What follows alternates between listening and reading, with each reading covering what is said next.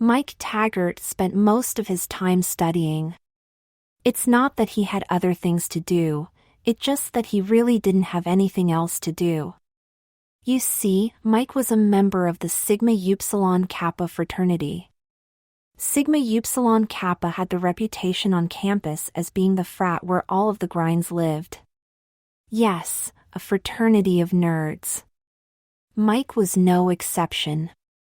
Because he spent all of his time in study, in computer hacking, or surfing the web, he had the pasty, sallow complexion of the terminally indoors. His hair was usually badly done, like somebody used a bowl to trim his hair, and then added a few more cuts here and there. His glasses were really bad. He was so nearsighted that he got significant magnification when he took his glasses off to look at something close. He couldn't even make out a face clearly across the room. In short, he wore lenses that looked like they were cut off the bottoms of Coke bottles. To top all of this off, he was painfully thin. Lack of exercise, too much caffeine, and a bad diet all combined with such a level of concentration that he forgot to eat too many times. Other fraternity brothers had become quite overweight on the way to their degrees and social isolation, but Mike somehow managed to stay thin. Dating was quite out of the question. Along with their obvious social problems, the SUK's brothers had the typical young male's desires to only go out with attractive women. They didn't even bother to look up the young women who would willingly go out with them, their social and intellectual equivalents. If they did, they'd be surprised at some of the wonderful partners they were missing. As it was, they had their illusions of how the world worked, and they thought that the best-looking women from Greek Row would want them for their minds, and not their bodies. Because of all this, they usually spent their weekends surfing the web. Actually, surfing the porno sites that were free. They typically didn't have much money. If they had money, they'd also have had the upbringing that would have placed them in a different fraternity. If they had money, well, then they'd wind up as members of the ritzy Hunt Club and be living in the luxury apartment blocks. They'd also have had the funds to perform a little cosmetic surgery to eliminate some of their obvious facial scarring, the results of the bad diet and too little sun. It was all they could afford to be Sigmas. While surfing the web one night, Mike came across somebody's homepage that had a bunch of stories involving sex changes. In most of the stories, the lead character, usually male, wound up having their sex changed. They always wound up being an astoundingly perfect physical specimen of the gender they had changed into. Men became astonishingly beautiful and sexy women. The few women who changed sex became absolute hunks. While curious, Mike really had no interest in becoming a woman, but he did wonder how to get the body of one of those hunks. Since many of the stories involved a little shop called Spells or S, he clicked over to the PowerSearch site and input that name as a lark. I'll probably get a bunch of sites dedicated to the stories, or a bunch of URLs that lead directly to those stories, he thought. He was surprised to find out that one of the many entries, which were, indeed, sites of stories, was a site called Spells or US Corporation. Clicking on the link, he soon found himself staring at a web page that had links to such places as corporate history, franchise ownership, and even find an SRU near you. He clicked the last, and saw the little box that asked for his state. After a short wait, the list of SRU stores came up. The only one listed in his state was right there in town. In fact, it was at the mall. Mall was good. He could easily get there because the bus line ran right past the frat house and wound up at the mall. He wouldn't even have to dig out the bus line guide. Because of such things like labs, study sessions, hacking projects, and the like, Mike didn't have the chance to get out to the mall until after Friday's classes. When he got off the bus, he went to the mall directory just inside the entryway. Looking over the list of stores, he didn't see it there. It wasn't even on the map that showed the mall's layout. Well, he thought, maybe it's new enough that it's not listed yet. I'll look around. After an hour spent trekking around the mall, he came to the last corridor. It was where the least visited shops were located. About as far away from the entrance and the anchor stores as it was possible to be. It was also where some of the shortest-lived stores opened, usually on a shoestring, because they just didn't get enough traffic. As he looked around, he didn't see any storefront with the Spells or Us logo over it. In fact, the hallway dead-ended. Next to the dead end was a small door. It looked like the kind of old wooden door seen in the movies, the kind that held the office of the down-and-out private eye.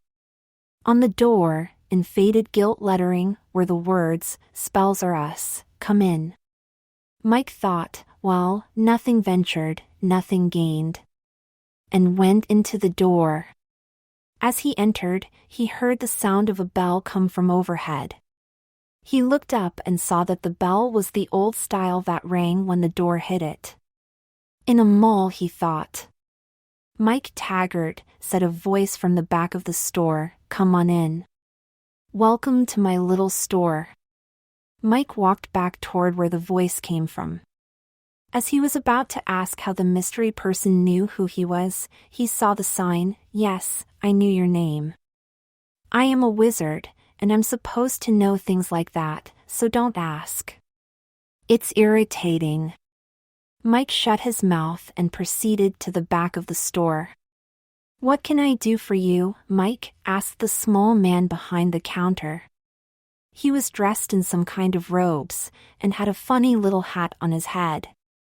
It kind of looked like something you'd see on an actor in one of Shakespeare's plays. "Well, I'd like to be able to get a date," blurted Mike.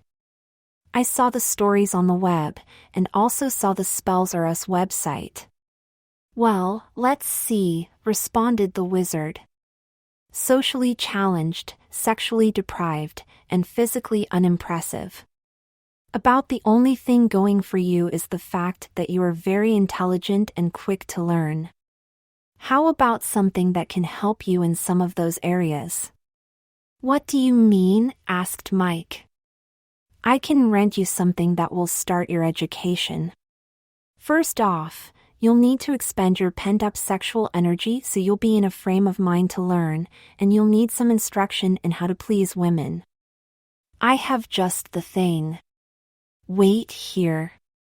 The old man went into a room behind the counter, rummaged around for a few minutes, and came back with a small overnight bag. He opened it and took out some articles of women's clothing and something that looked like a rolled-up air mattress. He took the rolled-up item and began to unroll it on the counter. It was soon apparent that it was an inflatable love doll. It was beautiful. It had beautiful auburn hair, sparkling green eyes, and kissable lips. It had absolutely smooth skin, and appeared to be perfectly shaped for a beautifully sexy woman. "How can this help me?" asked Mike, with a bit of anger in his voice. "Just hold on, let me explain about Brenda, here. She is a very special love doll. When you inflate her, she will become a real, live woman who will obey your every desire. With her, you can start to learn how to please a woman. Just ask her how, and she'll be glad to show you. You'll find the process quite enjoyable, I assure you," replied the wizard. "If you want to rent her, it will be $50 for the evening, just bring her back in the morning." $50? Gulped Mike. It was quite a bit more than he anticipated spending, but it was also the exact amount he had on him, less the bus fare back to the fraternity house. "I assure you, Mike, if you accept what Brenda, here, has to offer, you'll find that getting a date of your choice will be no trouble at all. In fact, I absolutely guarantee it. If you find you can't get dates after this weekend, I'll refund your money." I'm that confident 1 inch with an offer like that, Mike could hardly refuse. He pulled out his wallet and paid the man. The wizard rolled up the doll and placed it into the overnight bag. Now, Mike, there are a few rules about using this love doll. First, don't let her get caught with anything. Be careful, you don't want to break her integrity. Second, don't force her to do anything she doesn't want to do. While she's very accommodating, there are some things she won't do. Third, you have to return her by 11 a.m. tomorrow. The store opens at 10 o'clock, so you shouldn't have any problems. Okay? All right, replied Mike as he picked up the overnight bag and went back to the fraternity house. Several hours later, after dinner, and after the other guys went off to usual Friday night activities, such as laser tag and role-playing games, Mike went into his room and locked the door. He took out the overnight bag the wizard had given him and opened it. Inside, he saw the love doll, all rolled up, several items of feminine clothing, and a small makeup kit. He took out the doll, unrolled it, and looked it over. He expected it to feel like a cheap, plastic beach ball. At least, that's what one of his fraternity brothers' love doll was like. No, this one felt like real skin. Smooth and silky soft. He sat on the floor and searched for the place to inflate the doll. He located the air vent, pulled off the cap, and started to inflate the love doll. Because a full-sized woman has quite a volume, Mike found that he was huffing and puffing as he began to be out of breath, the consequences of too little time spent exercising. He also noticed the skin of the doll start to warm up from room temperature. That was the problem with the plastic variety. You'd blow it up, but it stayed at room temperature, not a very effective simulation of a real woman. The love doll, though, started to feel like a real human as he kept forcing air into it. At one point, as he took his mouth off of the vent to inhale some more, a whooshing sound came from the vent. Astonished, Mike saw the love doll continue to inflate. He was hearing the sound of air being sucked into the doll's vent. The doll's body began to fill out, and its breasts started to stand out from the chest. Finally, the head inflated and the truly beautiful features of the doll were fully revealed. The air slowed and then stopped. Mike just kept watching. He was nearly jolted out of his skin when a thin, breathy voice said, "If you finish inflating me until you can blow no more air in, and cap off the vent, I'll be ready for you." Mike put his mouth to the vent, and with a few more puffs, finished inflating the love doll. He put the vent's cap back on, and pushed it flush with the doll's neck. There he was, with an inflated love doll on his lap, stretching out across the floor. She was his perfect vision of womanhood. Large, firm breasts with prominent nipples. Narrow waist flaring out into wide, sexy hips. Her smooth legs just went on and on, down to small, dainty feet.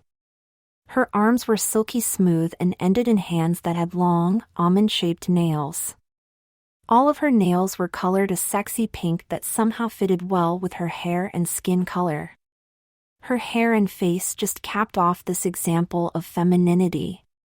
She had long, auburn tresses then cascaded across his lap. It was long enough to reach down to her nipples and the middle of her back. She had green eyes that sparkled with mischief, a pert nose, and full lips. The kind referred to as kissable. As he was looking at the lovely sight before him, he started to notice that the love doll became heavier. After several minutes, he could have sworn that the doll now weighed as much as a real woman her size would weigh. As he was just starting to realize this, she moved.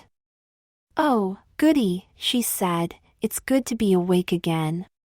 Let me up, lover, I need to stretch a bit before we start." Mike jumped up so quickly that he almost dropped her on the floor. He gave her a hand up, and watched entranced as she bent, twisted, and shook herself. "Oh, that feels good," the love doll said. "I just have to stretch out a bit after spending time all rolled up. You won't believe how many kinks you need to work out." Mike said, "I'll bet," as he watched her bend over and touch her face to her knees. Since this revealed her glorious tush, he didn't mind the wail. He also saw her move her feet a bit apart, put her arms straight out to her sides, and bend sideways several times. This revealed her in full frontal glory. He also noticed, for the first time, the ruby in her navel. Mike was getting hard just watching. This sure was better than looking at centerfolds or videos. Finally, she was done. "Enjoy the show, lover?" she asked. "I know you did, 'cause I can see that you've risen to the occasion. Now what do you want to do?" Mike gulped, and then stammered, "The wizard said you'd show me what a woman wants, and teach me how to please one." "Can you?" "Well, it can be done, but it will take more than one lesson. If we can get together a few more times, I might be able to really teach you a few things." "How about we just start with some basics?" She replied. "And call me Brenda." Over the next few hours, Mike learned more about women than he'd ever dreamed. He also became quite exhausted in the process. If he'd had a bit more stamina, he might have impressed Brenda, but all he had was enthusiasm and pent-up hormones. Early in the morning, while it was still dark, Mike awoke. He felt someone next to him in his bed. Confused, he turned on the light and took a look. Brenda was sleeping beside him, but started to wake up in the light. "Oh, sleep is so wonderful when you can't get it," Brenda said sleepily. "Want to get some more, lover?" "No, I just forgot you were here," replied Mike. "Okay, just don't forget to take me back in the morning," she said, and rolled over to go back to sleep. Feeling a bit perverse, Mike reached over and grabbed the air vent on the back of her neck and pulled. "What are you doing, lover?" Brenda cried. "It's too soon to put me away." She started to sob. "Can't you let me sleep until morning?" Her voice faded away as the air went out of her. When she was fully deflated, Mike took her and draped her across his lap. He had noticed the ruby in her navel, and had felt it rub across his stomach as they had made love earlier. He took a good close look at it. The ruby was oval-shaped, and was oriented so that the long axis of the oval was vertical when she was standing. It looked like it had been glued to her navel. Mike found that he could get a fingernail under one edge, but it was stuck tight. He wasn't about to try to remove it, in case he tore the doll. He didn't want to have to tell the wizard what happened. As he played with the ruby, though, it moved slightly. It was as if it was a latch of some kind, because it rotated a little. Mike tried to turn it some more, and found it easily rotated until it was horizontal. A small, muffled click came from under the ruby. As he heard the click, Mike also noticed that the belly of the doll started to come apart. Soon a slit was forming that ran up from the navel to the base of the neck, and down to the crotch. After a few seconds, the slit was fully open, as if it were a seam or a zippered opening, except without the zipper. Mike looked inside the doll. It just looked like an empty shell the thickness of the doll's skin. It was hard to believe that just a few minutes before, the doll had the weight and solidity of a real woman.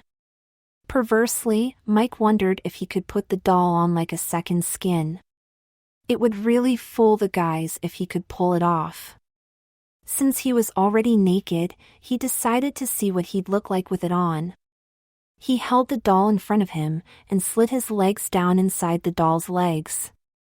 It was funny, his feet were definitely larger than hers were, but his feet didn't feel one bit cramped.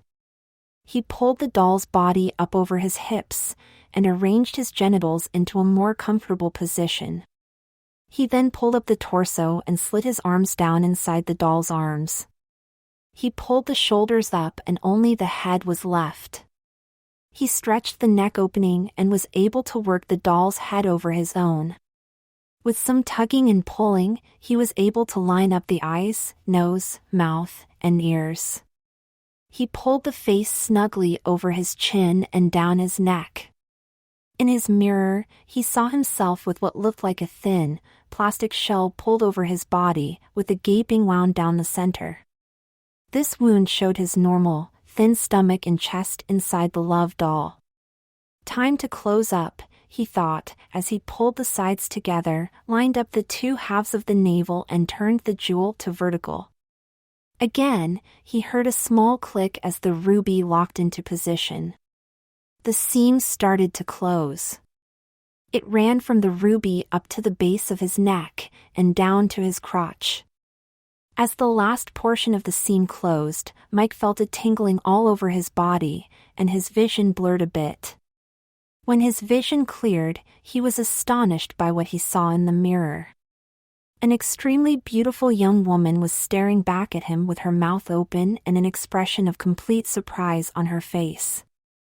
"I've become the love doll, he though. It works! It's like a miracle." It was. He quickly found that he could feel himself as if it were his real skin. He started to rub the doll's breasts. He soon found out that the pleasure was all his own, as the nipples hardened and stood out. He felt an unfamiliar warmth between his legs, and reached down to feel. The feeling was electrical. It was wonderful. He kept rubbing himself and soon exploded with pleasure. He laid back on the bed and did it several more times until he fell asleep with exhaustion, a smile of satisfaction on his face. As the morning sun rose, its light came into the window of Mike's room in the Sigma house. Its beams fell across the figure of a beautiful young redhead sleeping peacefully on the bed. The light eventually woke her up. "Where am I?" she said. "Oh, I remember. I fell asleep after sex last night." She went over to the overnight bag from the Spells R Us shop and started to dress. There wasn't much, just a pair of panties, a bra, small, tight cutoffs, a t-shirt, and some sneaks. She also pulled out a small purse and used its contents to touch up her makeup, which, amazingly, hadn't smeared much from the previous evening's festivities. She then closed the overnight bag, slung the purse over her shoulder, picked up the bag and left the room. As she went downstairs, she couldn't help but notice that all of the fraternity brothers were not up yet. Apparently, they kept night hours, and slept in as much as possible. Too bad, she thought, I could teach them a thing or two. Their loss. She left the house, and waited for the next bus to the mall. At the mall, she went straight to the Spells R Us shop and went in. "Wizard, you there?" she called. "Brenda?" the wizard asked, looking up. "What are you doing here? Did everything go all right with Mike?" "Yes, but he's in here," she said, pointing at her chest. "After he let my air out, he found out how the ruby worked and put me on. I can feel him starting to wake up inside me, and he wants out." "I know the feeling," the wizard replied. "Come into the back, and we'll free him from you." As they went into the back of the store, the wizard gestured at the door, which locked itself. A small sign appeared on the door that said, "Back in a bit." In the back of the store, there was a doctor's exam table all set up. "Get on the table, and we'll get to work," said the wizard. Brenda got on the table, and the wizard turned the ruby. It turned slowly, but soon the click was heard. The seam opened. Since he didn't put you on properly, this may hurt a bit, said the wizard, as he started to peel open the doll. Soon the sounds of moans and short yelps of pain were heard coming from the back room. It's off. How do you feel? Asked the wizard, as he laid the love doll on another table. I feel fine, but peeling that off was something else. I think something else happened, too. Take a look in that mirror, and see if you find anything wrong, ordered the wizard. The mirror showed the same vision of beauty last seen in Mike's mirror. How can this be? I'm whole, asked Brenda in wonder. I thought I was the love doll, and now I'm real again.